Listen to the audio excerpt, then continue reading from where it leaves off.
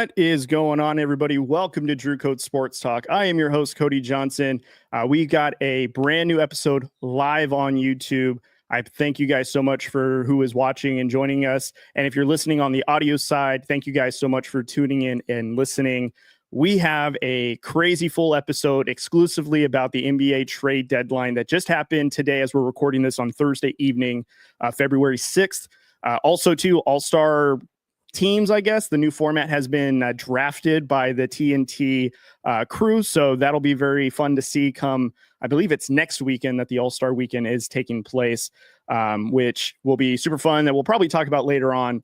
But for now, though, I do want to give a special shout out to the co-host of this show, Drew, aka Coach Drew of the Sanger West Hornets. I want to give a huge congratulations to him for those that have been following his journey. Obviously, as you guys know, that he's been coaching the Sanger West Hornets. He's also the host of the Stingers Up podcast, and he has now been accepted into Fresno State. Huge congratulations to you, brother, and so proud of you. I did text him this, and I've sent him a bunch of Marco Polos about it, but I thought it'd be fitting to let the Drew Code audience know where Drew is at. Of course, he is not joining me tonight, but I did want to give a congratulations and to let him know that we are proud of him and thankful for all that he's done, and keep doing what you're doing. However, I'm not alone in this week's episode. I am very, very, very, very, very excited to introduce my special guest tonight. And if you guys have been seeing it in the episode card or on social media, I have got the man, the myth, the legend, Jason Calenzo, a.k.a. the host of Three from Deep, that you can watch 3 times a week on the Boom Broadcast Network. And he is also co-host of Sideline Savants with Wayne Thomas, where they talk all things fantasy football. Jason, my man, thank you so much for joining me. Welcome to the show. I appreciate it. Thank you so much for having me, Cody. Super excited to be here. We got a little East Coast, West Coast joining together here. Boom Broadcasting representing. So I am humbled to be on your show, man. Thank you so much for having me here. No, thank you so much for accepting the invite. And first off, man, I think the dress code should be a little casual, man. You're out dressing me right now, but I think next time I'm on your show or whatever, I think I'm going to have to spruce it up a little bit. May have to bring on a tie. So I can't have you looking better than me on my show. This is too much, but I try to dress to impress, man. You know, like I said, this is big things. I got to look good for you on your show, man. Plus it's only Thursday, casual Friday. That's tomorrow. So there you go. We'll pull out the casual clothes tomorrow. Perfect. Well, you looking dynamite, man. Also, I do want to give you a special thank you for allowing me to be your first guest on your show. For those that didn't watch, basically, I was on the show on Monday's episode, which was this past week. We were breaking down the Luka trade when it was pretty fresh. And I think I can agree or speak for you, Jason, that we both agree it's still relatively fresh. Like, it's still reverberating throughout the NBA.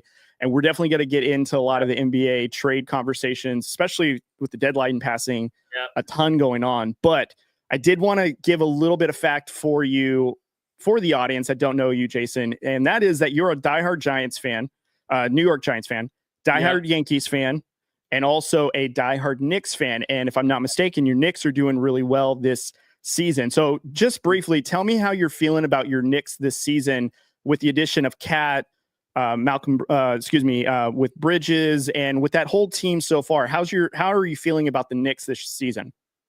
Well, it's definitely an exciting time to be a New York Knicks fan. It's been a long time coming. Karl Anthony Towns, that addition was monster. Mikal Bridges was a huge addition too.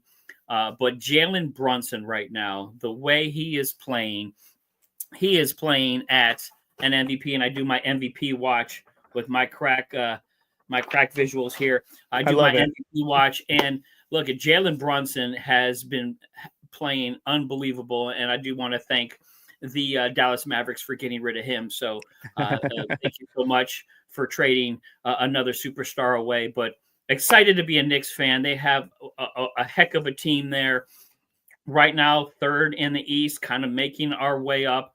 But they are a great team to watch. Really good defense.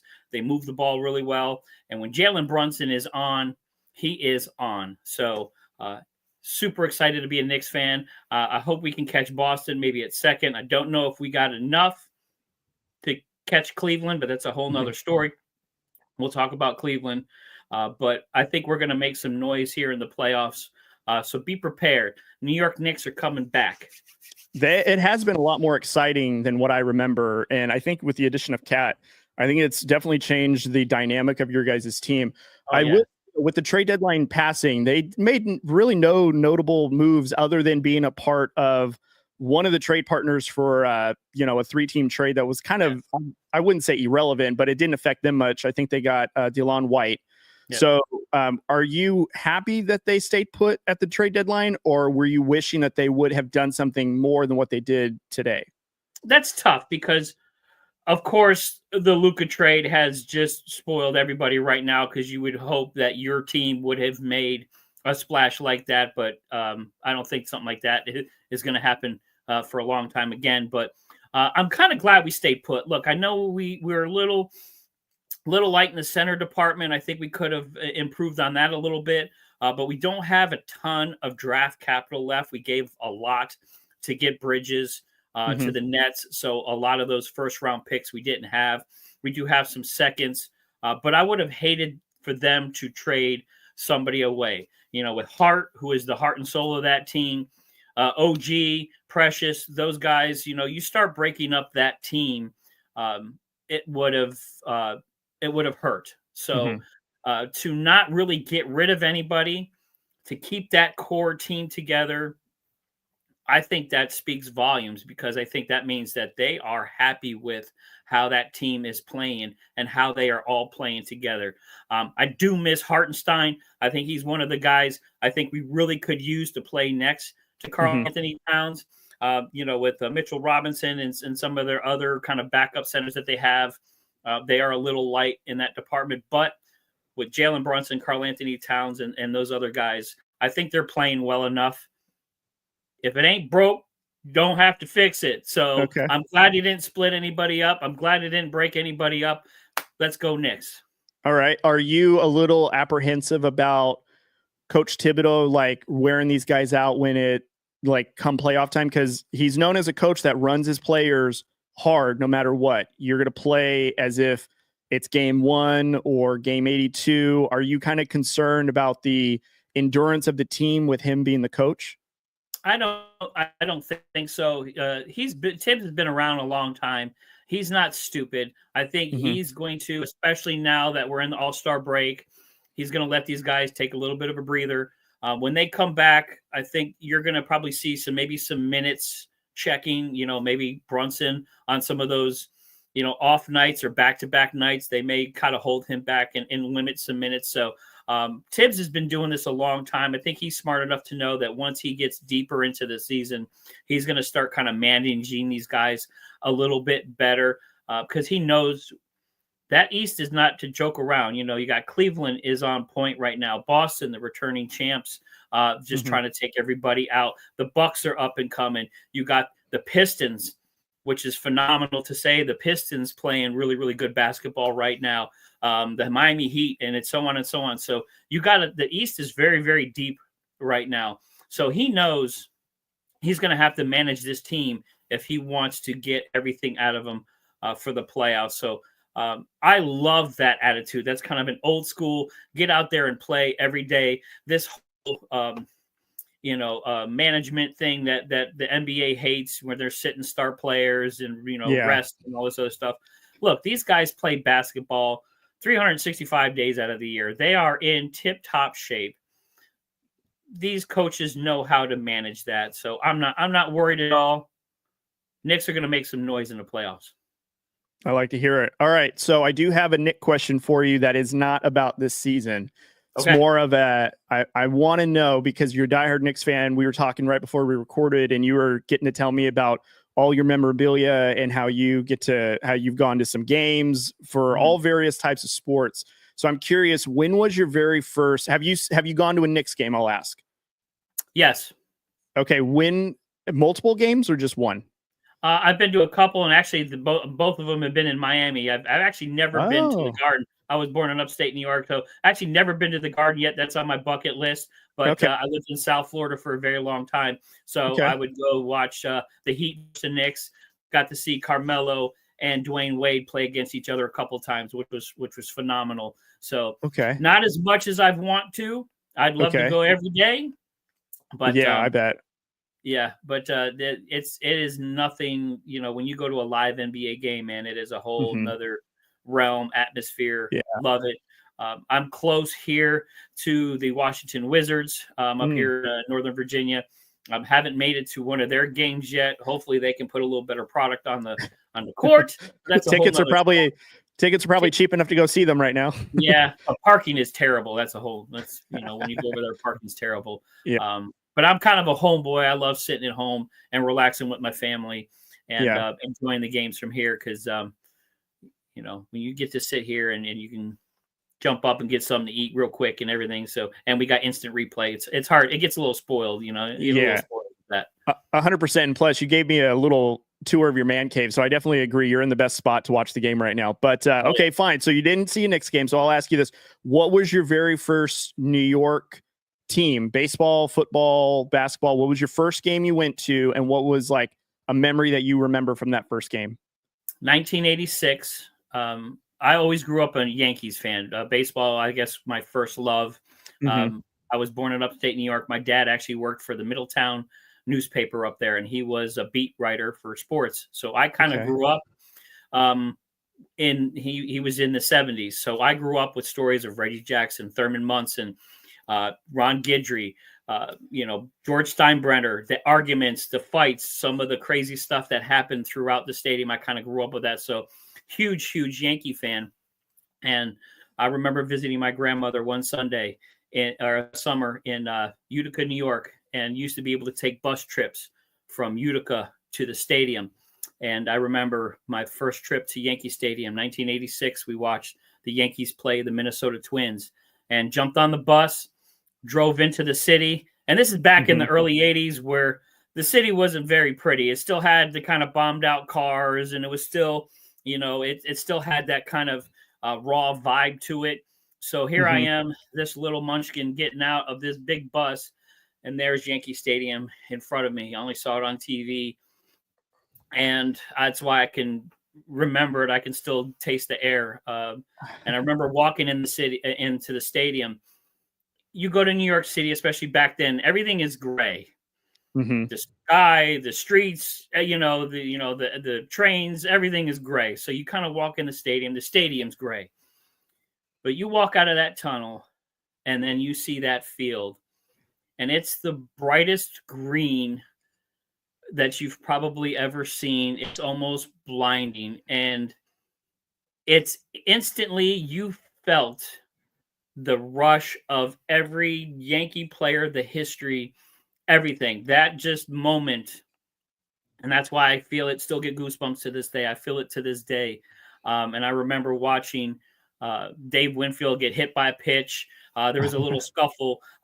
We were out in left field in the bleachers. This is back when they had the bleacher creatures and guys, throwing stuff and getting rowdy. Yeah. So here I am, this little kid with a baseball hat and a baseball glove.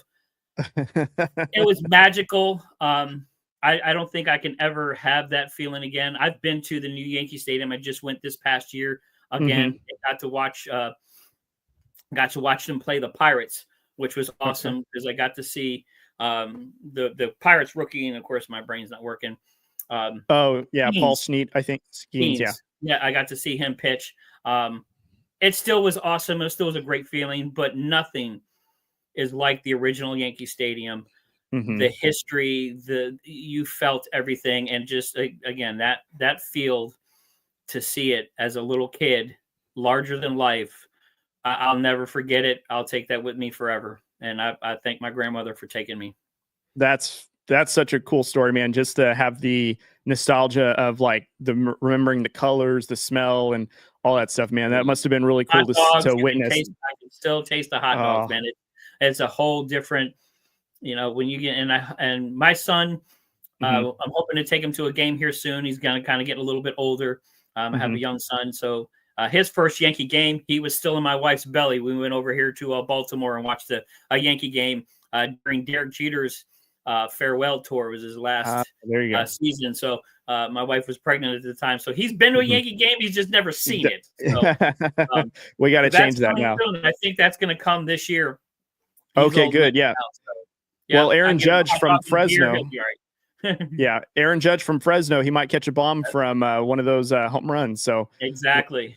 That'll be good. Maybe unlock one of those core memories like what you still have from your time when you went to the original Yankee Stadium. So that's really cool, man. I appreciate you sharing that. So you ready to dive into some NBA stuff? Oh, let's go, man. Let's go. I have been swimming. The NBA has been like all up in here all week, and it has been crazy because we were so quiet the last couple of weeks. All these little tidbits dropping of who's possibly going where, and then Sunday morning, boom. And it's been mind blowing ever since.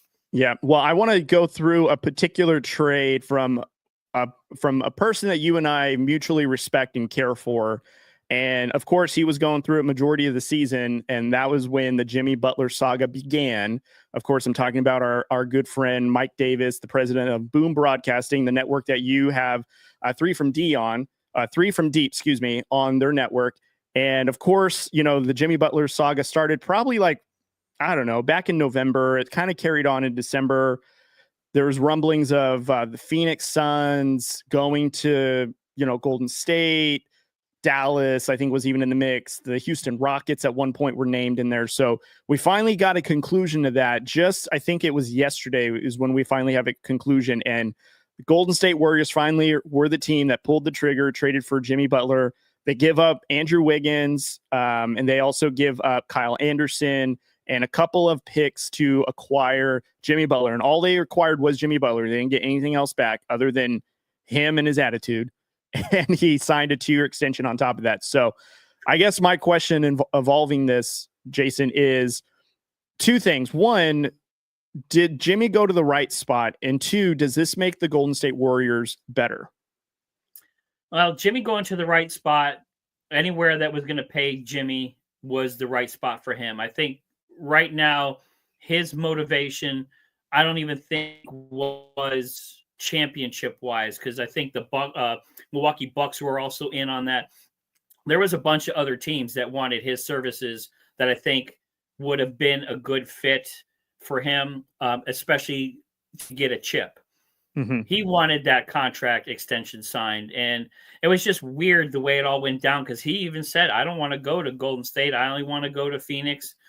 They had the trade in place, putting KD back in Golden State, bringing him to Phoenix, sending Wiggins to Miami, and then KD put a squash to that, which is whole nother story that's very interesting. But I think Jimmy just wanted to go somewhere that was going to ink that $121 million 2-year extension for him, because he's essentially getting towards the end of his career. He's not, he's 35 going on 36.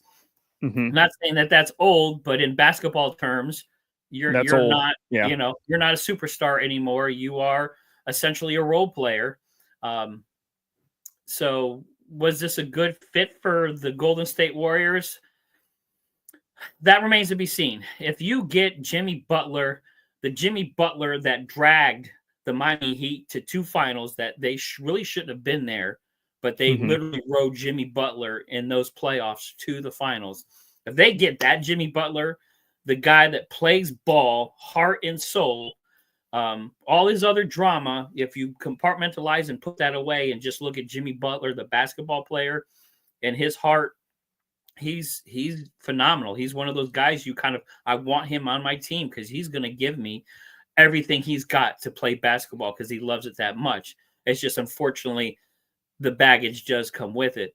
I think this kind of helps Golden State, because Wiggins wasn't really playing good. Buddy Hield has ultimately disappeared. So Steph Curry has no help on that team. Draymond Green has more gray in his beard than mine, and he's younger than me. So there's really nobody on that team right now that is really complimenting Steph Curry. And I think Jimmy Butler, with the way he moves the ball and the way he goes on the court, I think that's going to help, because Steph Curry does his best work when he's moving on the court. He's not a spot-up shooter. He likes to move around. They do moving screens, all these things. And I think that Jimmy Butler's game, the way he plays, I think is going to help that. So if they get no baggage, Jimmy, I think they're going to be okay. They need some help. They are 11th in the West right now. They need to make some moves to get ahead because the West is really deep too.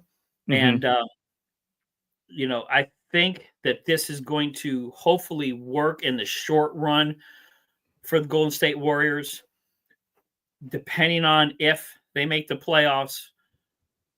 Who knows how Jimmy's going to act after this season kind of deal. So it kind of feels like a rental right now for this season. We'll see what happens at the end of the season because you don't know. Jimmy Butler has been so quiet. Unfortunately, his actions are speaking louder than what he's actually talking. With some of his actions. So it'd be nice to hear from him and kind of see where his head is at because we really haven't heard a lot from him.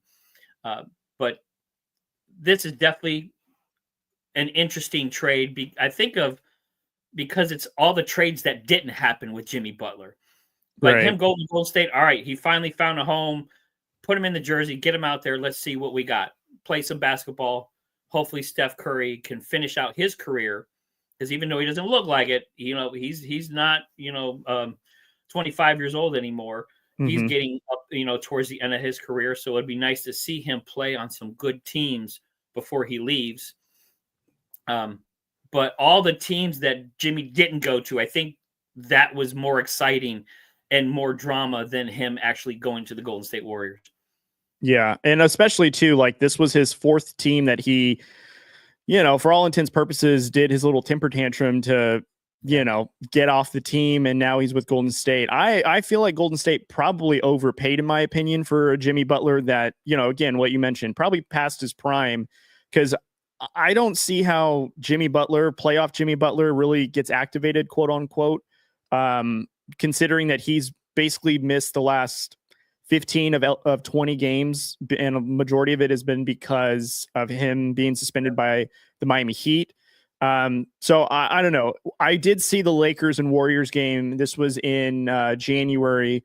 And I did see that game, and you can definitely tell that Steph Curry was really the only weapon that they had. Don't get me wrong. Like they had, some other role players, and Andrew Wiggins is fine, but he's definitely not like a Clay that can get hot or another superstar like KD that could create his own shot, shoot from deep or anything like that. It was really just Steph against everybody else. So they really needed like a Jimmy Butler-esque talent, but for as much as they gave up, I don't know if it was worth it, but we'll see. And then they signed him to a 2-year extension. And to your credit, it does feel like a rental, maybe a longer than expected rental, but I don't even know if it makes the Golden State Warriors that much better per se, because Jimmy Butler kind of shrinks the court for them. He can't really spot up from three like everybody else does. So this is kind of something that he doesn't specialize in. So we'll see. And plus, he's got such a defiant personality. How's he going to mesh with Draymond Green, I think, is another particular question.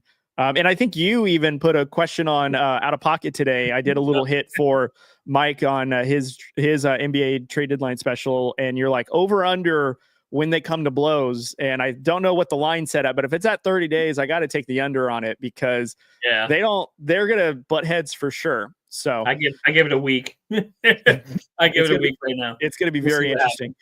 Okay, so continuing on with the same topic, you mentioned that there was all these potential trades that could have happened. Obviously, there's rumors with, Miami maybe getting Bradley Beal and sending, Butler off to the Suns. Then there was rumors that KD was someone that might have been on the move to Golden State, and he absolutely shot that down. Then post that, then you hear there was a 3-team deal where it would have incorporated Jimmy Butler to the Suns, KD to the Warriors, and then Bradley Beal to the Heat. And that was nixed because, again, KD didn't want to go anywhere.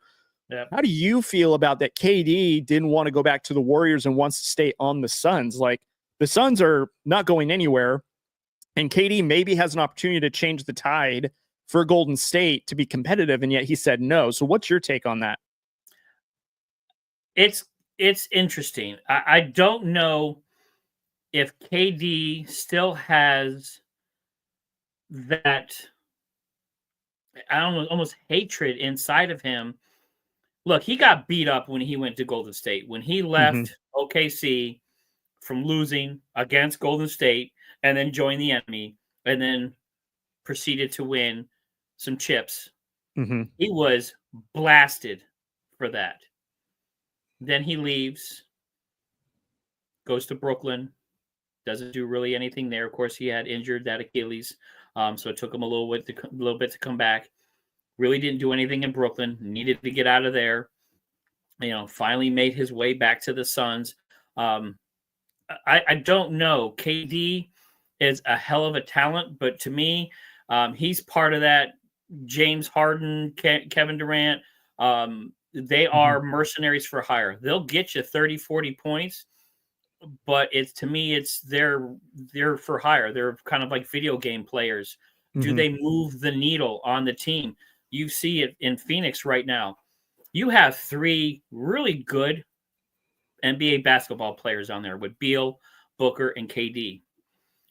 What are they doing? They're 10th in the West, falling backwards, barely a 500 team, and you have that talent on that team. That ultimately has a lot to do with leadership. And, it's like KD, where was that leadership? You wanted to rewrite your narrative. You had an opportunity to do that in Brooklyn. You didn't do that. You had an opportunity to do that in Phoenix. You haven't done that. Why not go back to Golden State where you were accepted? You played extremely well next to Steph, but I don't think he wanted those feelings again. He didn't want that, you're just jumping ship and going back with them and to try to get another chip. So I think he's really carrying that baggage on him. And I think that's really weighing him down because he's not going to go anywhere in Phoenix. I don't see the Suns doing anything. It was a bad move. He should have left, sucked it up a little bit. Look, I know him and Draymond had some words too. So of course there's always going to be, some baggage going back there, some things you have, some loose ends you have to tie up before you walk in the building. So instead of owning that, tying those loose ends up and going back to Golden State and trying to become who you once were and get into that championship form again, you choose to stay and shrivel up in the desert. I don't know what was going on in his mind. I think there's just too much negative energy there because of the move he made, and he's beating himself up for it. And it's ultimately going to cost him because I think he's just going to toil in the NBA for the rest of his career. I don't really see him unless he kind of jumps onto a championship team. I don't see him as that guy that is the number one that can lead a team to the promised land anymore. He can score you 30. He's amazing. He's, again, like James Harden, drop you 30, 40 at any time. But can he drag the rest of the team with him? I don't think so. Yeah, that's crazy because I agree. Phoenix Suns with all their talent, and yet they are lucky to even be 10th in the 10th seed right now. And they could very easily fall out of it and stay in purgatory, which is bad. And I hate to say this, but if I were the Suns, I probably would have just traded KD for whoever gave me the best package, regardless of where it went, because with what they gave up to get KD and to get Bradley Beal, I don't think that they have any future draft picks in any draft for the next 7 years, I think is the number I think I heard. So your son's going to be almost graduated from high school by the time the Phoenix Suns get a draft pick. Well, 7 to 8 years, I think, is the number before they get another draft pick. Our kids will be graduating high school because my daughter, I think, is about the same age as your son. So they would be graduating high school about this time. And can you imagine that the Suns without anything for that long of a period? Because they're not getting rid of Devin Booker. Bradley Beal's not going to waive his no trade clause, which was sketchy to begin with. But if I were the Suns, I probably would have pulled the trigger and just traded KD to whoever gave me the best package. I'm sure, hypothetically, I'm sure the Knicks could have put together something together to get KD. And not saying that would have made you guys better or worse, but at least he doesn't need to be the guy that elevates everybody. Brunson's doing that really well, and he can just very much be in the intertwined in that working. But I think I couldn't agree with you more. The Suns aren't going anywhere. KD just, other than Golden State, really hasn't done anything. Really hasn't made any team that much better. So no, bad moves, man. Bad moves. It's one of those things where he's a top 10 NBA talent, probably of all time, but doesn't really have the accolades other than the 2 championships he had with the Warriors to really prove it. So it's almost like, yeah, we know he's really good, but where's the proof in the pudding? Because he goes to OKC and he had Westbrook that couldn't get over the hump. Golden State was really the only place he goes to the Nets. That was an absolute disaster.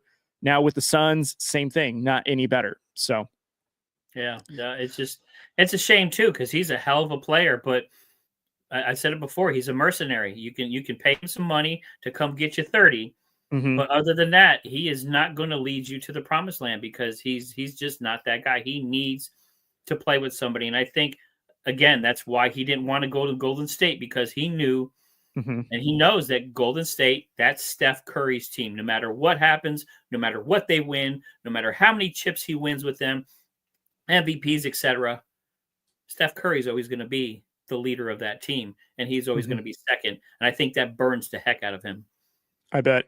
So the Prez's ears must have been burning when we were talking about Jimmy Butler, because he says KD can't elevate a team. He needs teammates to fit his style, no ball dominant players. I mean, it's a very accurate statement, and until proven otherwise, it's true. KD, I think who was it? Was it Charles Barkley, or I think was it Shaq that said he's riding the bus, he's not the bus driver, and referring to like he's not the guy that's going to elevate everybody like LeBron. He's going to be the guy that is involved in the team that helps them win, but he's not the guy to get you over. So I mean, it's hard to argue with how his career has been going outside of Golden State. So, I hate to keep beating a dead horse with my Lakers, so we won't talk about the Luka trade, but the Lakers did make a move today to get a big. You text me about this very late last night when the news broke about it. The Lakers had traded their rookie Dalton Connect and Cam Reddish and a 31 first-round pick for Hornets center Mark Williams. You text me this, that you had some feelings about it. So I'd love to hear to the audience, what was your thoughts when you saw the Lakers do this after they had acquired Luka? The whole point of getting Luka was to build around him with some younger talent. And Connect was just starting to kind of get his legs in LA. He was really starting to kind of build his own little aura around him. Definitely raw talent that you could have molded. Then you just get rid of him. For Mark Williams, now he averages 22, 5 and 5. So I mean, he's not hateful, but he's not consistent. I don't think he's the answer at center for you. This is the Los Angeles Lakers, who have been known throughout their history to have, Hall of Fame stud centers, and you put Mike Williams, you trade away some of your future talent and some picks for him. I didn't like it. They could have got Valanciunas from the Wizards for a lot cheaper, and I think he would have fit in just as well, if not better, because I think he's a little more consistent. So it was just, I didn't like it because I'm like, wait a minute, this is a future kid. You love this kid, and all of a sudden you're trading him away just to throw somebody at center because you don't really have anybody. You could have picked up someone a lot better and a lot cheaper than getting rid of part of your future. So it was confusing by the pick. Look, getting Luka Doncic was amazing. Rob Pelinka, you should be arrested for theft because you literally stole Luka Doncic from the Mavs, period. Whatever dirt you have on Nico, we all need to know because there's something going on there. And then you turn around and do this. It was just, it didn't fit and it didn't feel right. And it was just really weird because you guys need to get a little younger. You need to kind of have some cohesiveness around Luka. And now you're trading away guys and bringing in new guys. You're not going to have that cohesiveness. So I don't know how you feel. And I know you're over there and you enjoy those Lakers too. So I don't know how you felt about that trade. I didn't like it. I felt a little off put by it. I think Lakers still won the trade deadline. Yeah. Hands down. But this is kind of, you got like a little paper cut on the way out, and this may sting for a little bit. So I was a little curious about it. All right. Well, I resent the fact that we did highway robbery because I know that Michael's referred to it as the second time you said we robbed somebody in broad daylight. Wow. I will say if the bank gives you the cash, that's not robbing. They gave us that, and which is exactly what happened with Nico. Yeah, Nico Harris went rogue. He didn't ask no one's permission, and Rob's like, "We'll take Luka off your hands, sure." Look, I will be honest. So again, and I think in both our respective markets, Charlotte Hornets games just aren't readily available. Not that they wouldn't be fun to watch, I'm assuming, because LaMelo is pretty fun to watch, but they're not a major market team that a lot of people are watching. So I'm not seeing a ton of Hornets games. So I don't know who this kid is, if I'm being dead honest. So when I saw this, all I had to see was Dalton Connect's name run across my screen of who we traded. And I was like, why? Because I agreed. Like, I thought you put Luka around a bunch of ball handlers and shooters, probably the best, but we did need obviously some sort of, we needed a big for sure. And I think what has been reported is Luka wanted a lob threat, essentially, when you do like pick and roll action. And Mark Williams, who is a super athletic player, and now that I've kind of seen some highlights and researched his numbers, he's got a little bit of game, and he's super young, 23.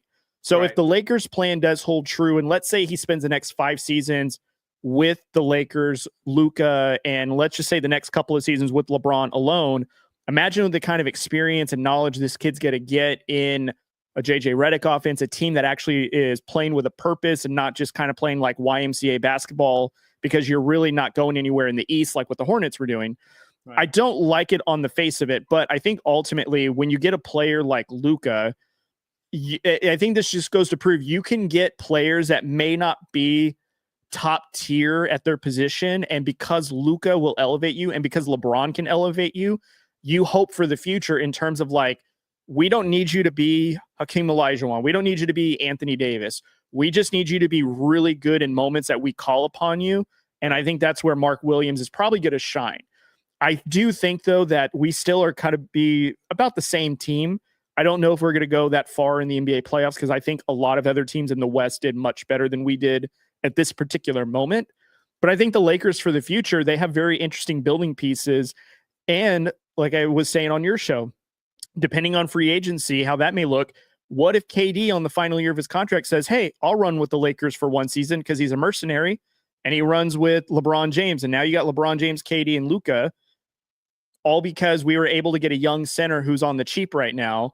And KD wants to stay in Phoenix for whatever that purpose is. So, who knows what free agency is going to look like? I'm not saying that's what's going to happen, but you never know. Free agency is a wild situation, kind of like this trade deadline was. So who knows what the Lakers may get, but I think time will tell. I think we can both agree that the Lakers did win the trade deadline for the future, but this season in particular, we don't know. I still think that the Mavs are going to do better overall at the rest of the season, but that's just because I think they're more ready to win today. So I think I'm just justifying it. I'm putting the trades together because if you look at it, and you kind of combine in with Connect and Reddish, and then you put AD together and Luka, whatever. So I think if you put these two trades together, it kind of makes you feel a little bit better out of it. And I seem to remember the Lakers getting a old Karl Malone and Sean Payton and Gary Payton. Gary Payton. Yep. Mm-hmm. And trying to do this, super team thing back in the day. So KD and LeBron out there with Luka. You got a couple old guys running around with Luka. I don't know if that's going to work out very well. I smell, history tends to repeat itself. Right. So you may see an old glove and mailman out there if you do that. So I remember when that happened, when Karl Malone and Gary Payton both joined in that offseason, which, by the way, I think the Lakers they weren't going for a four-peat. Or maybe they weren't going for a four-peat. I think they were going back. It was going for a championship following losing, not getting in on the fourth try or whatever the case is. But anyways, I do remember when that happened, and they were great for like the first 30-something games, and then age kicked in. Shaq got hurt. Karl Malone got hurt for a long time. Then you only had Gary Payton and Kobe Bryant who couldn't get along. And then they ran into the Detroit Pistons, who had a historically strong defense, and they didn't allow more than 90 points, I think, the entire postseason up until one game of the NBA Finals, which is the one lonely game that the Lakers did win. I want to say it was an overtime, if I'm not mistaken. That right there is one of the reasons why super teams don't always work. And I think it kind of goes to your point. You texted me this earlier today. The big three is dead, and it probably won't ever work again because you can't have three good players on a team with no team. You know, It takes a cohesion. And you pointed that out to me a couple days ago when we were texting. But I do have a trade I have a question about that happened in the East. It did involve your Knicks, and it actually does directly involve them in the sense of competition. So Kyle Kuzma gets traded over to the Bucks. Of course, that means that the Bucks sent over Chris Middleton to the Wizards. They also added, Marcus Smart earlier today as well. And then Kyle Kuzma gets sent over to the Bucks, as I mentioned, along with a couple of other players. Knicks, I believe, they're the ones that get DeLon White. So I'm curious, are you nervous about the addition for the Bucks and how much stronger they're going to be in the East? Or do you still trust your Knicks to outlast the Bucks? The only reason I'm nervous about the Bucks is Giannis Antetokounmpo. Giannis is still one of the best basketball players in the world. It's Kyle Kuzma. So, I mean, everybody relax. They're getting Kyle Kuzma. They're playing really well. Fifth in the East. They're about 5 games behind the Knicks. Look, early in the season, beginning of the season, they wanted Milwaukee to blow up. Doc Rivers can't coach. Trade Giannis. The Bucks are done. Get rid of them. And here they go. They put some string together. They're back into playing Bucks basketball. I'm not nervous about them at all. To me, this was a nice addition for them, but I don't think it puts them over the top. Now, if they would have got Jimmy Butler, if they would have traded for a KD or someone like that, then I'm going, whoa, wait a minute. The Bucks just took a huge step. I think they just got another really halfway decent player. Look, Kyle Kuzma has not set the world on fire. He didn't do that in LA. He didn't do that in Washington. I just don't see him being the answer in Milwaukee. That team lives and dies by Giannis, but they still have the Pacers to deal with, the Heat to deal with, the Pistons, the Magic. They have all those teams vying kind of to climb over them and get that spot. So I don't think they need to worry about the Knicks. They need to worry about those other teams right behind them. So it was an interesting trade. I know Middleton really wasn't performing and being consistent like they needed him to. So I understand why they got rid of him. Kuzma brings them the little more length and a little more youth. He's a little younger. But does he move the needle for the Bucks? I don't think so. I don't think the Knicks are worried about that right now. They're worried about themselves, and I think that's why they're playing so well. They don't care about anybody else around them. They're just playing basketball. Milwaukee, they're still fighting to get every win that they can. And I think that's going to wear Giannis down. So really concerned about that team because I think they're going to get overtaken by a lot of those teams. The Detroit Pistons, I think, are playing better than them with Cunningham. Pacers, Magic. The Magic catch fire again. Pablo Banchero coming back. Franz Wagner once he gets back in there. So I think the Bucks need to worry about everybody else. That's a good one. And then, of course, Mike joining in with Middleton, better chemistry than Kuzma has ever had on a team, which I would agree with. But also, too, I would argue that Kuzma hasn't played competitive basketball in the last 2.5 seasons or whenever the last trade was to get Westbrook. So there's been no reason for him to play his best because, unfortunately, the Wizards are just accumulating expired contracts and guys that really don't want to play quality NBA basketball. I mean, if you've seen any highlights with the Wizards, Jordan Poole and Kyle Kuzma and whoever else they had, they are almost one of the more unserious teams in the NBA, in my opinion, just because they really don't have a direction of what they're trying to do. And I think the worst NBA franchise out there right now. I live here in Northern Virginia. They tried to move the team to Northern Virginia and it became a whole fiasco. They're an embarrassment to the NBA. Really concerned that ownership group kind of needs to go. They need a complete overhaul because, they do not put a good product on the court. They don't even try. No. And it's disappointing. It's very, very disappointing. Do you remember when they were when Philadelphia was trying to do the trust the process, like early on? This was like before they even had the hopes of getting Joel Embiid, and it was more or less of like, we're just tanking to get extra draft picks, and then they went on a run of getting like, top 3 draft picks for quite a few years, all to get Joel Embiid. This is almost worse than that because it's not like you can tank for Cooper Flagg. Like I know you can be really bad, but it's not like you get the number 1 overall pick if you tank this hard. And also, it's kind of an insult to rob fans of money to play this bad. And don't get me wrong, like the fact that Malcolm Brogdon is now on the team, Chris Middleton, if he stays on the team, Marcus Smart, maybe there's now some mature players in the locker room, but that doesn't change the culture of it. You don't have a cornerstone. You don't have anything that's going to really attract anybody. You just now have a bunch of expiring contracts that you're just going to talk about how bad the Wizards were during this period. And which is frustrating because I liked the Wizards when I was younger because of Michael Jordan when he played for them for the 2 seasons. And ever since then, they had a nice little run with Gilbert Arenas and Antoine Jameson. Since then, they've been a wasteland for talent. Like no direction. Curse of the gun in the locker room. I think once that happened, that was it. It was just downhill from there. And that has a lot to do with ownership. It starts at the top.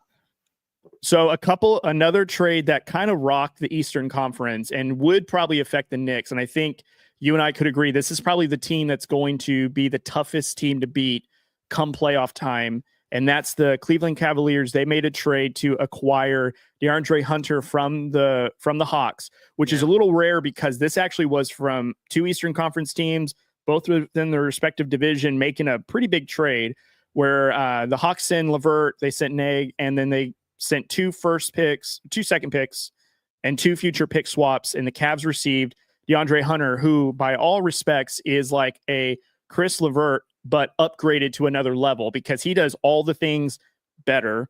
And now we just added additional depth to the Cleveland Cavaliers, who have already been on fire majority of the season. So, Jason, does this kind of solidify that the Cavs are the best team in the East and that the East is going to go through them? No, Boston still has the ring. So Cleveland is having a phenomenal year. That team is playing inspiring basketball. If you watch them, they haven't had a basketball team like this since LeBron left. But until you beat the Boston Celtics, you're just having a good season. So right now, at second place, you got the Boston Celtics, who just won the chip, who still have an unbelievable team. So until you beat Tatum and them boys, you're just having a good season. So I'm nervous about the Cleveland Cavaliers. I think they can make a lot of noise in the playoffs. They are a great rebounding team. They have a ton of length on that team, and they have Darius Garland, Donovan Mitchell. Those guys are super, super athletic up and down the court, so they can hold you to under 90 and drop 140 points on you. So, they are a very dangerous team. But like the press says, he talks about the Kansas City Chiefs. He's talked about it all year. Yep.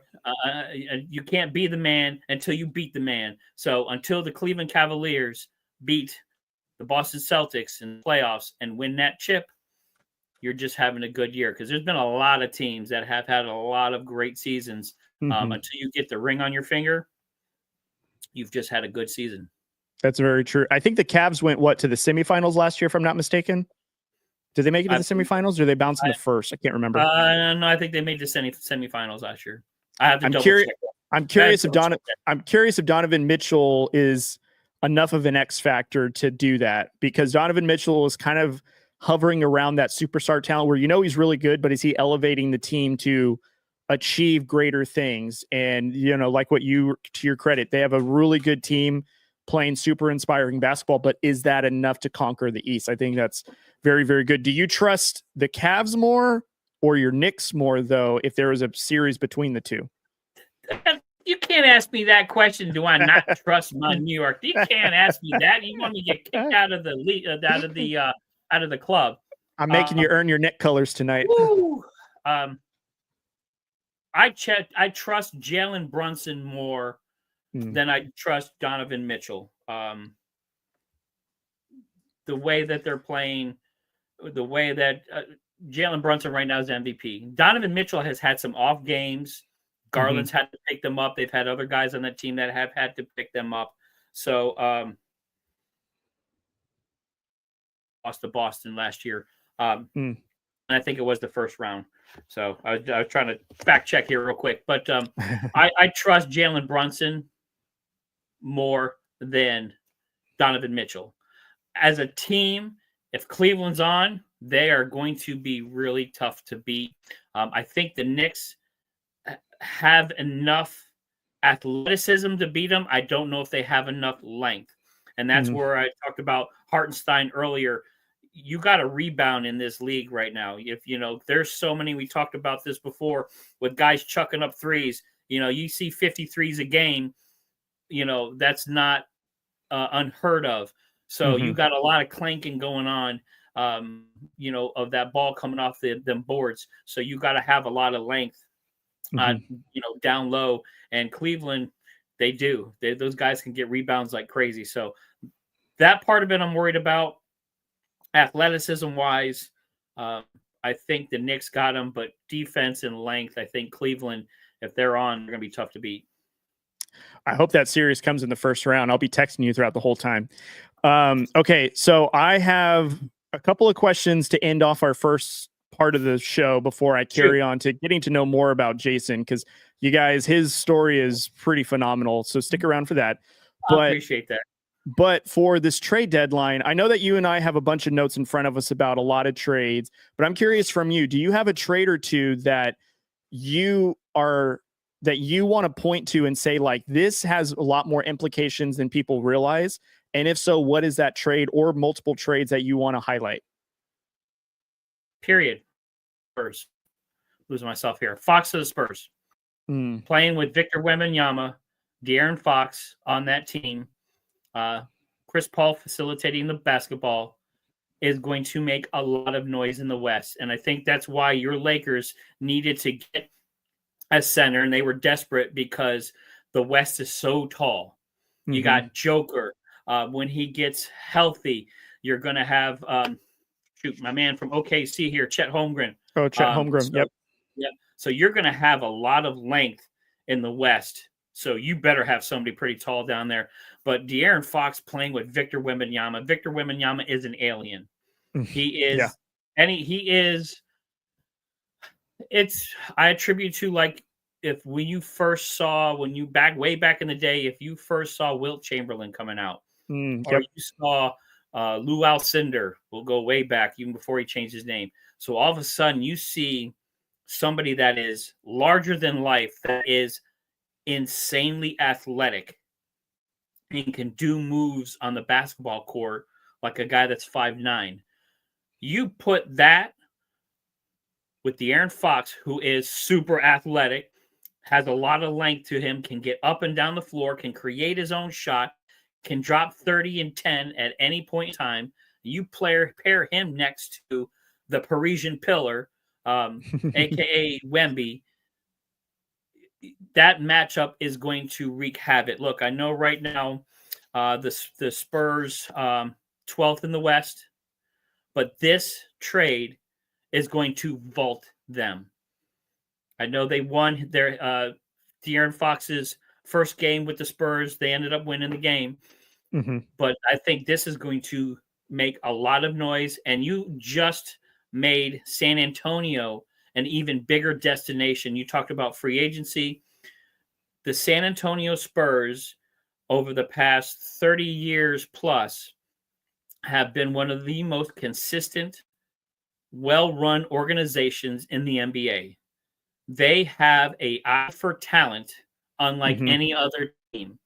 You go back to Tony Parker, Manu Ginobili, Tim Duncan, the Admiral. So, I mean, some of the guys that they've had on that team that were never really on anybody's radar. They weren't that first pick maybe the Admiral, and I know Tim Duncan was up there, but just the way they piece things together. So now you just put Victor Wembanyama, who is the future and face of the NBA right now on a global perspective, especially since they just went to Paris a couple of weeks ago and did those games in Paris. So don't be surprised to see an NBA team in Europe or trying to navigate that. I think they're trying to copy the NFL model of putting a team over there. Now you've got a global brand. You're talking about a destination, and now who wouldn't want to go play with De'Aaron Fox and Victor Wembanyama? So that is going to be a dangerous trade.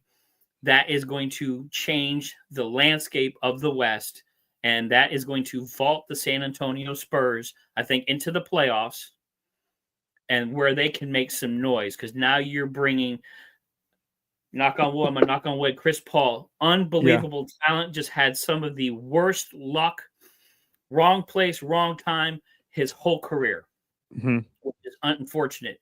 But I think this year, if he can stay healthy and really facilitate the basketball, he doesn't have to do much. He just has to kind of pass the ball. Wemby is going to score. De'Aaron Fox is going to score. So I think that right there was probably, besides the Luka trade, that to me is probably the biggest trade that's going to make the most noise in the NBA right now. So watch out for those San Antonio Spurs. They are going to make their way through the West pretty quickly.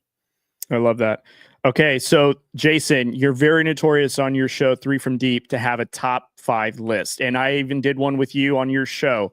Yep. So I'm going to put you on the spot. Who are your top 5 teams in the NBA today?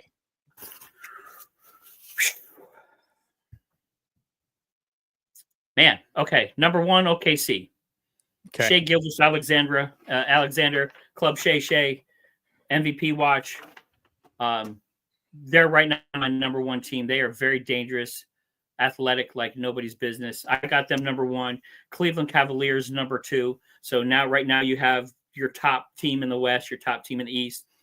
I give the little bit of the nod to OKC. So OKC, Cleveland, put Boston at number 3. The returning champs, they're still playing well. Tatum, Brown, Porzingis, when he's healthy and on, forget about it. 1, 2, 3. Now, I want to put my Knicks in there at number 4, and I'm going to do that at number 4. Okay. Jalen Brunson, MVP talent right now. If he doesn't get MVP consideration, that's a damn shame. Excuse my language. But he's playing unbelievable basketball. Karl Anthony Towns just got traded to that team this year, and look how well they are playing together. And the reason why that team is playing the way it does is because Jalen Brunson is playing the way he is. So that's number 4. And then my 5th team, that's when it all starts bunching up right now. I'm going to have to throw in there the Houston Rockets. Wow. We know they're a young team. That, to me, was the team Jimmy Butler should have went to. The Houston Rockets, I think, are going to make some noise. They're super young. We'll see how they do in the playoffs. They're playing really good basketball. Amen Thompson is a superstar that is blossoming before us. He is playing unbelievable. Even though they lost against the Knicks the other night, he dropped a triple-double in the Garden. Wow. How many young players can go to that bright of a light, and besides LeBron James, and drop a triple-double? Even though they lost, they played really, really well. But Amen Thompson, watch out for those Rockets. They're dangerous. They're going to be dangerous in the playoffs. They're a little young. I think they needed a crafty veteran, and I don't know why Mr. Butler didn't want to go play in Houston, because I think he would have fit in there. They needed that veteran presence. I hope that maybe free agency, they can kind of get somebody in there. But the Houston Rockets are a really dangerous team, and they are a fun team to watch. Top 5. Yeah. There you go. There you go. I love it. Thanks for doing that on the fly. If you guys have any comments about Jason's top 5, leave your top 5 in the comments down below. Jason, one last NBA question. Who is a dark horse in the East and in the West that nobody's talking about?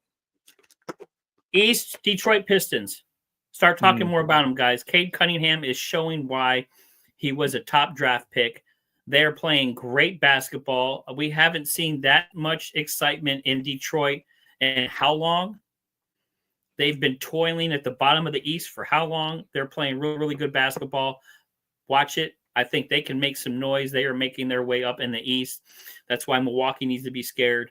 And some of those other teams, the Miami Heat or Orlando Magic, they're all on notice because Detroit's playing good basketball. They've had some good wins this year. So that's my East.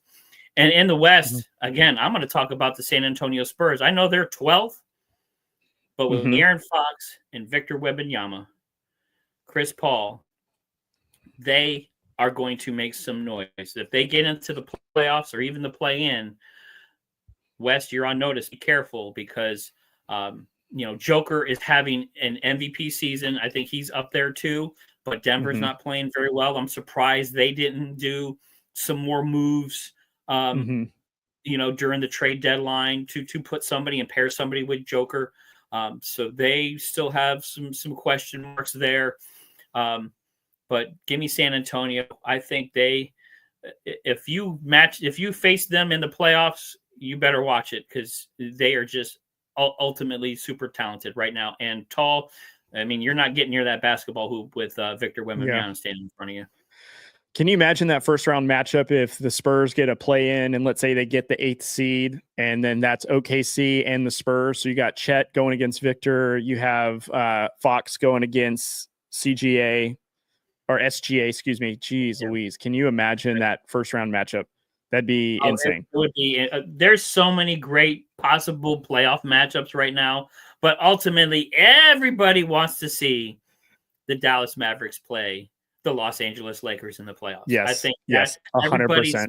Head would literally explode and go bananas. It would be the biggest thing I think we've seen in the past 40 years in the NBA if those teams happen to kind of just the stars align and then all of a sudden you got Luka and AD playing and LeBron and Kyrie. Then you got that. Oh my God. And Klay Thompson and, right.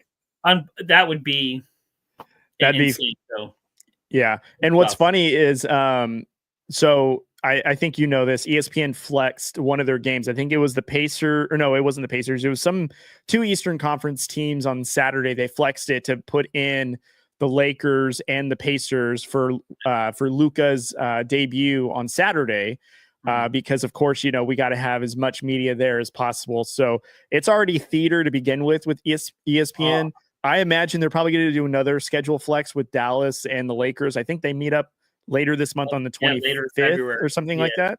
So that's going to be really interesting. Although I will say, though, it's more or less of like, okay, Luka's going to play against Dallas, but it's not animosity from Luka. I think he's really peeved, of course, against Nico, who was the one that decided to trade him. But this kind of reminds me of when Shaq was dealt to Miami and then Miami Heat and Lakers played each other the very first time. And there was all this animosity and contention.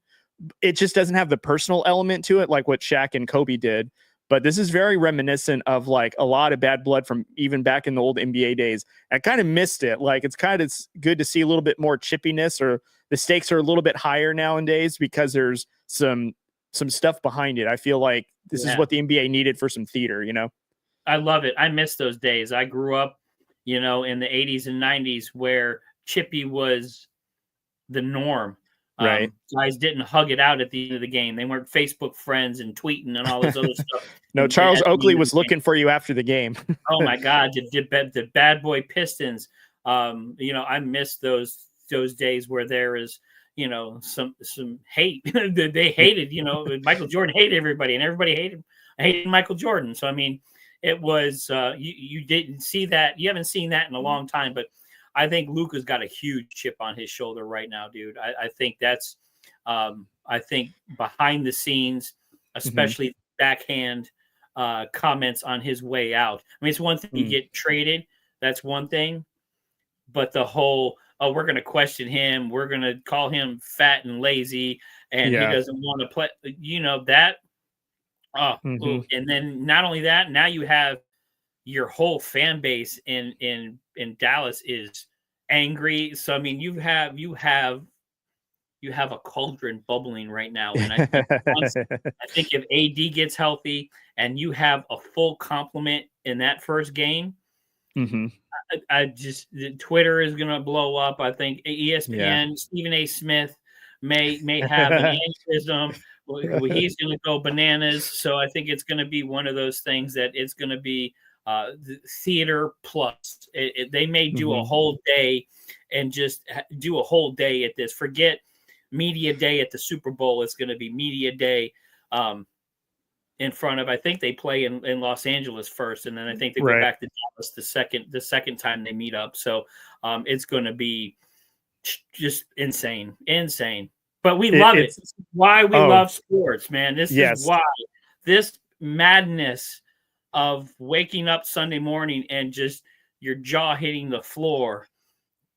This is what it's all about, man. This is why we watch podcasts. This is why we talk about it. This is why we watch sports. Is yes, it's exciting to see that, but it's all the other stuff that kind of comes along with it.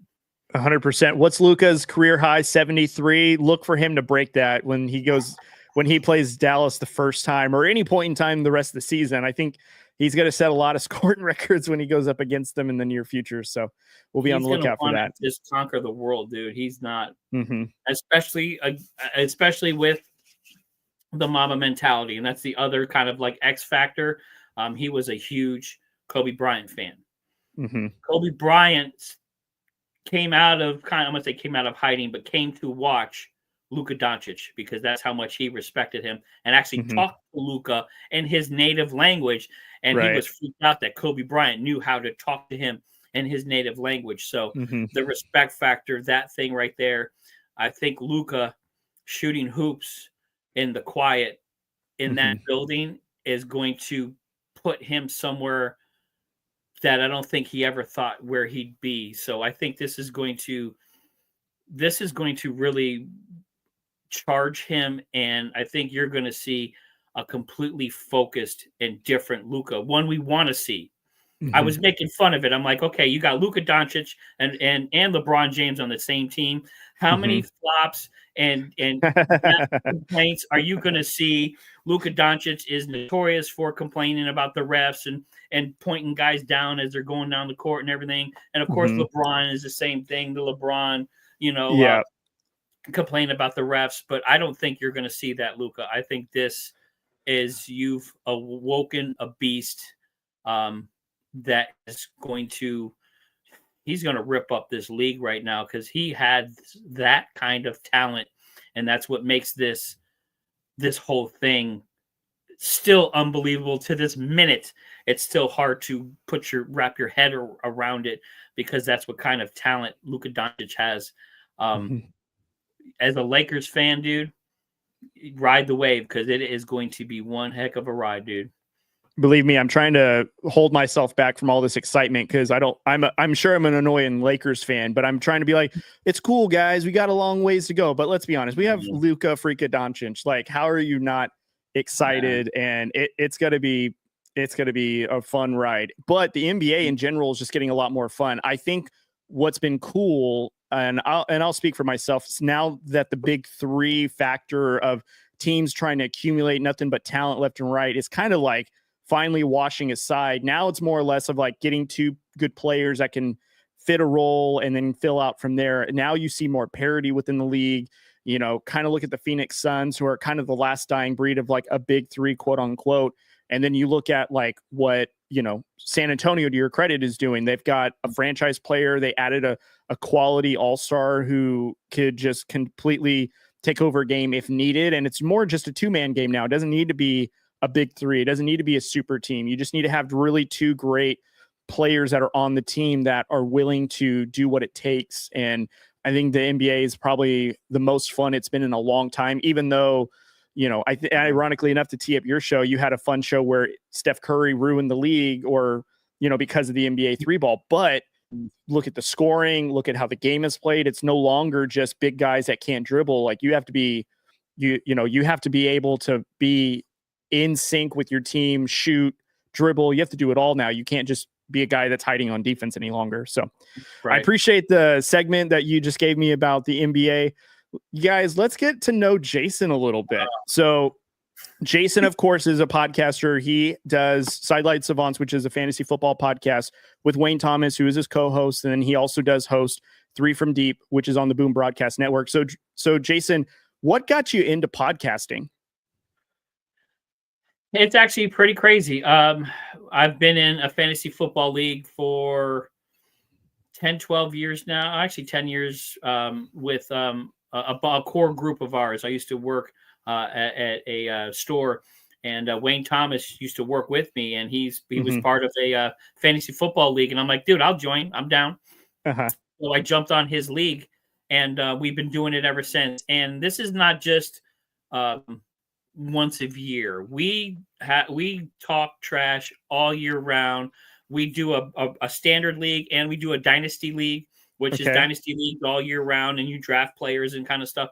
So we are, I mean, literally right now there's, we're trying to draft and get ready for the April draft picks coming up. So, and we talk trash back and forth. I finally won my dynasty league this year. So I am a fantasy football champion. So check me and Wayne out on Sideline Savants when we come back in September. We'll have some good stuff for you. But he got hooked up with Michael Davis, the Boom Broadcasting Network, and Michael said, "Hey, I need someone to do fantasy football." And Wayne got the show and was really excited about it. And we were talking one day on the chat room here in our league, and he's like, dude, I need some help. You want to be my first guest star on the league? Because I've always talked about, you always talk trash. When you're with the boys, like, oh man, I could do that. I can jump on there. I'm down, because I've been known to say a lot of crazy stuff in our league with some of the prognostications that I have and some of the thoughts that I have. So he's like, dude, jump on. So I did the first show with him, and I did that in September of this past year. So like I've only been doing this for about 5 months now, and have just never looked back. I did a couple of shows with him, and then Michael Davis reached out to me one day. He's like, dude, I do Out of Pocket, a live show. I need someone to kind of fill in. Have you want to jump in? I'm like, sure, dude, I'll jump in. I'll talk about whatever you want. And I think it was a Thursday night. He wanted someone to come in and talk about the Thursday night game. So I jumped in there, and ever since then, gotten to be really good friends with Michael Davis, talking back and forth with him. Now I have my own show, Three from Deep. I still do some Out of Pockets with him. I'm really enjoying this. I never thought I'd do anything like this. It's almost, it's better than therapy, because I get to sit here and talk about something I love. I love sports. I love football. I love basketball. I love baseball. I've done some stuff with Aaron over on the Gridiron Address. In fact, we have a show coming up on Sunday. We do the Gridiron Address. We're going to talk about the Super Bowl. We just had a show this past week where we did a mock draft for the draft coming up in April. We did an hour-long show. So check out Aaron on the Gridiron Address on the Boom Broadcasting Network. I was also with Chris DeLuca. He does a baseball podcast. Of course, Boom Broadcasting. You got to check it out, man. We got baseball. We got wrestling. We got everything you want, man. So I don't know. So 5 months later, here I am. I'm on here with you. I met you. We've been talking back and forth and seem to be doing some good things and some big things. So, dude, I've been blessed. I don't know what it is. I'm thankful for the people around me that have given me this opportunity. I thank Michael Davis for giving me the opportunity to kind of find my voice and get on here and not be afraid of this thing sitting in front of my face and talk to the people. So it's been a lot of fun. Never thought I'd do anything like this, talk trash about it all the time, but here I am. Here I'm sitting here with you. Have my own show 3 times a week.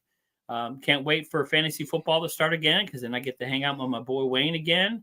And anytime the Prez or any of the other guys in Boom Broadcasting want me to jump on, I'm always there. You want me to jump on, dude, I'm always available. So I'm enjoying this. Again, this is my therapy. It's my I could take a deep breath and kind of push the outside world away a little bit. Sometimes the outside world gets a little heavy, especially being an adult and being responsible, which my parents tried to teach me that when I was younger. And of course, when you're younger, you don't listen to about responsibility and being an adult, but it comes on you pretty quick, especially when you're responsible for people. So I don't know, man, it's crazy. I'm enjoying it. I'm enjoying the ride.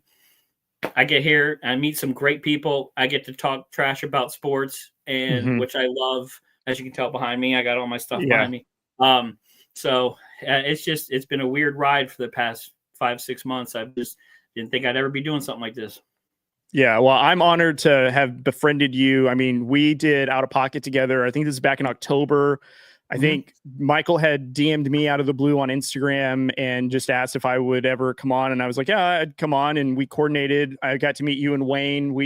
I think we really teased Michael because I think we're choosing someone between Dallas and whatever. And we were teasing the mess out of him. And Mac in the chat room, his dad goes, I'm putting you up for adoption if you don't pick the Cowboys. And we all just had a great laugh about that. And kind of you and I specifically have kind of kept a really good, I would call it a friendship throughout, since then, and being able to connect and talk about, the NBA and other things. And, you also have been really kind of, tell me about who you are personally, which I find very intriguing in terms of like what you do in your off time and your story and stuff. So I don't think people realize this, man, but you're like a Lego fanatic. You're a Lego man. And I got some stuff behind me here. I got some things I'm building this weekend here.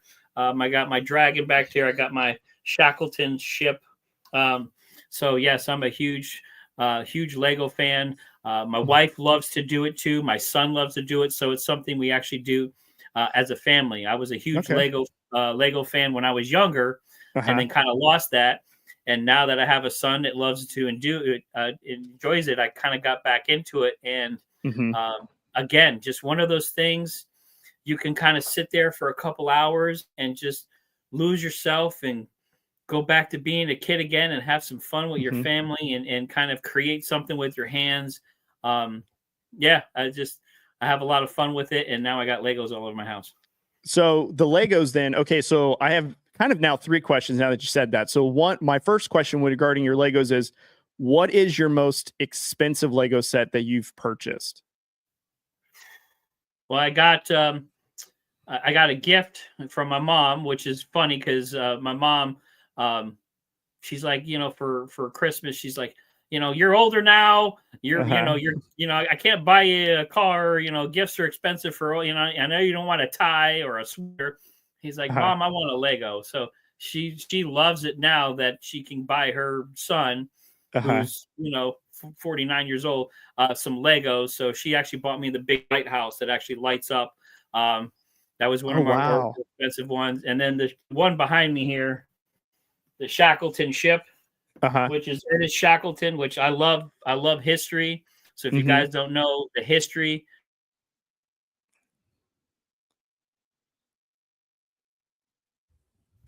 I think I got lost there for a second. His journey to Antarctica, Ernest Shackleton, you got to watch about it. So I think that was probably one of my more expensive purchases. So it could definitely get a little pricey. You got to watch it and be careful. I'm spending my kids' college tuition on Legos right now. So, but it's a lot of fun. And again, we do it as a family, which makes it even better. So it's just something I don't do by myself. Tomorrow we're supposed to have rain and sleet or on Saturday, rain, sleet, and snow. So Saturday is usually our family day. So what will we do? We'll get up, tool around the house, and then we'll sit there at the table and we'll probably each have a Lego set because my wife has some Lego sets. My son does. Oh, okay. And we'll sit there and we'll build Legos and hang out all day. So just a lot of fun. And we're always hunting. If we're out and about or we're traveling, there's Lego stores out there. There's Bricks and Minifigs is another kind of store you can go in. So we'll go into stores and look for old Legos or, Facebook Marketplace. And next thing you know, we're finding deals. So it's just a lot of fun. It's great to feel like a kid again sometimes, again, being an adult weighs heavy on you. So guys, do not be afraid to let the inner child out, go out there and do something you haven't done in a long time. It's just, and it will pay dividends. I'll tell you what, man, it makes you feel good inside. And again, it's better than therapy. I think it's really sweet that the whole family is involved. I think that makes it even better. Not to say that like you doing it solo isn't fun in and itself, but the fact that your wife's into it, your son's into it, I think makes it even more special that it's a joy that you all share together, which I think is really sweet. So then kind of tease up my second to last question regarding your Legos is what's your most meaningful Lego set that you own? So like may not be the most valuable in terms of money, but like one that has the most resonancy with you. The first one I got for Christmas, so probably I think it was 6 years ago. My son was just starting to get old enough to play with Legos, and we got him some sets. So I'm kind of playing with him and joking around. And it's like, dude, I'm having fun with this. I miss this. I think my wife bought me a little dragon set of Legos and gave it to me, I think, for Christmas. And that kind of lit the flame. It's like, okay, I bought that one. All right, that's my first one. And then they had a tiger set. I love tigers. I got a tiger tattoo on my arm. Okay. My spirit animal is the tiger. So I got a tiger set and then started building, and then it's been kind of downhill from there. Next thing you know, there's Legos all over the house now. That's really, really cool. How long does it take you to build some of these sets? It depends on the size. I've done sets that have taken me an hour, 20 minutes to an hour, just smaller stuff. The ship that's behind me, that's probably going to take me 2 days. Okay. The lighthouse one, that's probably one of the bigger ones I put together, took me about 6 hours to put together. But it's not one sitting. So like I'll sit and do it for a couple hours. I'm going to have some room down here in kind of my man cave where I can, if I know that I'm putting something big together and I have to come back to it, because not only do I have a kid, I got a dog, I got a cat that lives, and so I try at least I can close the door and keep everybody away from everything. So you can get lost in it for hours. You can spend 30 minutes doing it. So that's the great part about doing the Legos is you can kind of buy sets to match your personality because they have just about, again, historic stuff, dragons, animals, you name it, they got it. You can get creative. I'm also a big Star Wars fan. I've done some Star Wars stuff, just to lose yourself for 30 minutes a day, even if that's kind of all you can afford. Sure. Because, all of us are busy. We work for livings. We have homes to take care of. We got kids, families, etc. So I know sometimes our time is precious. You got to take care of stuff. So even if you can spend 30 minutes a day, just kind of being mindless and losing yourself in something so simple and so innocent, do it, because again, life is short, and sometimes even 30 minutes of a mental break is means a lot. Yeah, well said. So I'm curious then, have you been to Legoland then? Is that like the one in San Diego? We've been to the one in Orlando, or just outside of Orlando. So we went to that 2 years ago. We went to that, had a great time. It's not bad. Legoland is not officially owned by Lego, so it's a little bit different. Right. It was a lot of fun. Yeah.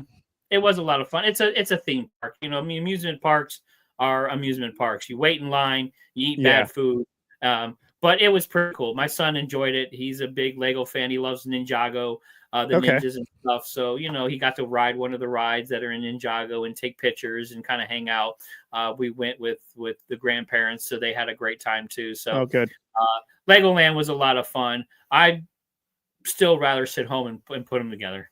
Yeah. Oh, I imagine. I mean, to be truthful, like you probably have more unique sets than what they even offer at their theme park. So I imagine like you've got far more unique sets that are probably more entertaining. It's just more or less of seeing it in a grander scale. Like, because at least the one that we went to in San Diego, they have legit like cities built with just the Lego pieces and stuff. And it's very unique. It's just like, I imagine what you have, they probably don't even know where to find it. And you have all these unique sets, which I think is even better in my opinion. But yeah, they do a lot of the basic stuff there. And they have that in Orlando too. They had under the big tent where you can walk around and see Las Vegas and the pyramids and all them, all built out of Lego. So it's just a lot of fun. But that's a whole different experience, when you go to a theme park.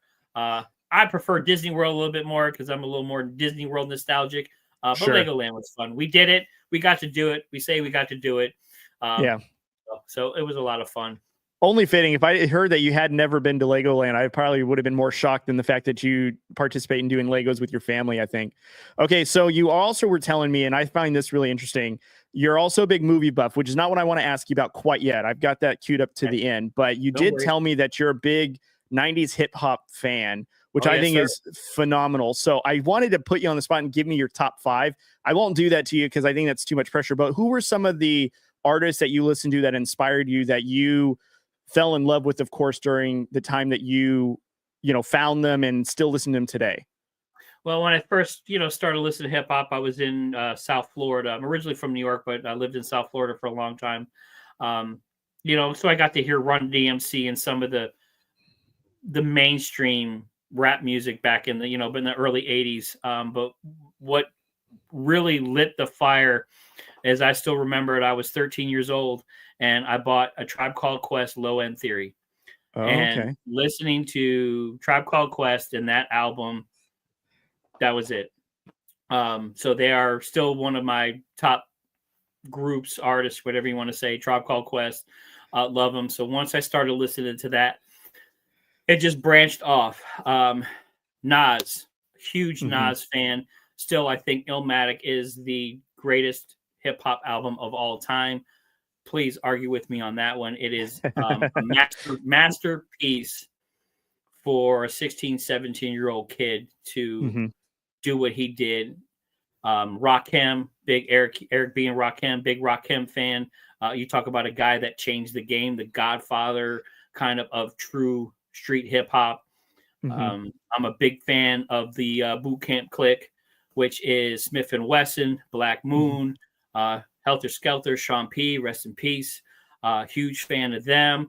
Redman, Wu-Tang Clan, Pete Rock and CL Smooth. I mean, the list goes on. J. Rue the Damager. I mean, I can go on and on. Yeah. DMX. You name it. I like some of the West Coast stuff. Props to Snoop and those guys. Scarface over there in Houston. But I'm a New York hip hop guy. I've been listening to it since '88, and here we are. I still listen to it now. There's still some groups and some stuff that are out there that aren't bad. I'm not a big new rap fan, but I still listen to it to this day. I still bang it in the car. I still get crazy looks from people when I'm driving on the road and I got all my windows down, and I got some crazy stuff playing. They just look over and they see this old white dude just rocking out. Been a hip hop fan forever, and I don't think I'll ever stop. I grew up with a lot of soul music. My dad listened to Earth, Wind and Fire, Al Green, Chicago. So a lot of jazz, a lot of funk. So I grew up to a lot of that. And when I got into hip hop, they sampled a lot of that music. Tribe Called Quest, Ali Shaheed Muhammad sampled a lot of those old beats. So I'm like, well, wait a minute, that was on my dad's record. And y'all cutting it up and rapping. So like that's kind of just put it all together. So yeah, that's pretty awesome, man. That's awesome. So then I'm imagining then you're probably hoping that the Super Bowl one year would bring in some legendary hip hop artists from the East Coast, or at least New York, because they did that already for California when they had it in LA. So whenever they make it to the East Coast, I'm imagining that would probably be a concert that's more up to like what you'd be looking for. Because don't get me wrong, I agree. Some of the today's music, it's fine. It's not everyone's cup of tea, and that's okay. But there is something about those old school classic ones that just will always live in a playlist for the end of time, just because that's how legendary they are. Yeah, and it's be tough. It's like I love hip hop, not for the mainstream of it. So it'd be kind of tough to see. I don't think they could put Wu-Tang Clan as the halftime show. I don't think they can do some of the other groups in a halftime show. So I'm more raw street hip hop. I don't think it would fit. I think the West Coast thing was great, nostalgic. You had Snoop and Eminem and 50 Dre. Dre. I think that was pretty cool. I don't know if it would get the same vibe as on the East Coast. So I'd rather see them in a dark club somewhere and rocking them. That's awesome. All right, so I got one last question for you. I think you and I uniquely have shared this where we're big Marvel fans, and I didn't realize this, but you're a big MCU guy. I'm actually a really big MCU guy too. I know that there are people, and I'll put a caveat on this, that have not liked some of the movies that have come out in Marvel, right, regardless whether it's poor acting or CGI or whatever. I may not be as critical. I think I look at them as like, look, this is pretty unique. These are comic book movies that are brought to the big screen that no one ever thought they were done before. They're pretty unique, like ultimately, like with the visuals and the characters. I never thought in a million years I'd ever see Captain America on a big screen before, or Spider-Man. I grew up watching a lot of Spider-Man. Never thought I'd see a live action Spider-Man that is as good as it is today. And now that we're older, like it carries a lot of heart, and it's very, very good for the time that it's created in. And then you told me that you're a big Star Wars fan, which I thought was great because my best friend Drew, he's also a huge Star Wars fan. So this is kind of great. Like you're kind of like a carbon copy of him in a way. But I'm curious though. So I played this game and I got it from some other podcast friends a long time ago. So I'm crediting them for this thing that they did for me. But it's called Start Bench Cut, and it's very easy premise. Okay, I'm sure you've heard of it. Yeah. So you can either start bench or you have to cut it. Now, I kind of have an idea of what you've already watched, but I guess I need to know, like, have you ever seen like the Lord of the Rings series? Were you ever into those? Yes, of course. Okay. Yep. Okay. So then you have to start bench cut either Star Wars, the MCU, or the Lord of the Rings. And I'm going to include the Hobbit series in this too, because I think it's all one universe, of course. So what would be your start bench cut for those three? Oh, Man, that is a tough one. That's a good one here. But I'm going to go start Marvel, bench Star Wars, cut Lord of the Rings. Marvel hit a chord with me too. I collected comic books back in the day, was a huge comic book collector. So to see that the way that they have put them on the screen and woven the stories together, they're not just... to not just be a standalone movie and then to do the little clips at the end to kind of make you sit and watch the credits, and then they roll the thing at the end there, the little end snippet. The way that they did that and have done that and are continuing to do that, it has been so exciting to watch the comic books I used to, I read as a kid. My son loves them. My son loves Spider-Man, loves Miles Morales and all those guys. So again, now I get to sit with my son and like, dude, I used to collect those books, and to see the way they've portrayed them on the big screen, pretty comic book accurate and woven the stories together. So like now you're excited to continue to watch them. I think they've done a phenomenal job at that. I love Star Wars. I think that's huge. I've never dressed up as a Wookiee, so I'm gonna I have dressed up as Spider-Man though. So there you go. Iron Spider. One year for Halloween, I probably have to show you the picture. I had the gold claws or whatever you want to call it that came off them and everything. So the gold legs. The gold legs. Yep, I had those. Okay. So yeah, I'm gonna go Marvel, Star Wars, and then cut Lord of the Rings. I love the Lord of the Rings. But yeah, it's hard because they're still good, but give me the MCU. I'm excited for what's coming out here now in the MCU because it keeps kind of going. Star Wars is going too, but it's kind of hard to really recreate the original story. Yes, you can kind of go storylines, but with Marvel and your comic book and your storylines, it's almost infinite. They've got 75 years almost, maybe around there, of storylines that they can go to, with the new Fantastic Four movie coming out, the new Daredevil Born Again season coming out, which I'm so excited for that. That is going to be huge. Lot of fun with that too. So I mean, you got some great stuff with Marvel coming out. The new Captain America, So it's going to be interesting to see how they weave those together. Robert Downey Jr. coming back as Dr. Doom. How's that going to fit in? You're hearing that Chris Evans is coming back as the Hydra, Agent Hydra, in one of those alternate universes. So, of course, because now they have the multiverse, so now you can talk about anything. That just, again, you have all these branches to go through and all these storylines and all these characters. It's hard to beat that because it keeps you hooked in, and they keep reeling in. Yep. Well, what's funny is, so my wife's best friend came over, this is months ago, and we watched Agatha All Along, her standalone series. We loved it. And I have seen almost all the Marvel series post Endgame, because I am also a huge Marvel fan. So I've watched every movie. I've seen almost every series that they've come out with the exception of Miss Marvel. I haven't watched that one yet, and it's not because I don't want to watch it. I just haven't had the time to watch it. It's actually really good. I've heard it's really good, and I heard Echo's really good, which I want to watch. But I've seen She-Hulk. Yeah. I've seen WandaVision, which was phenomenal. I even watched Hawkeye, which I really liked, and then Falcon and Winter Soldier is really good. I love that one.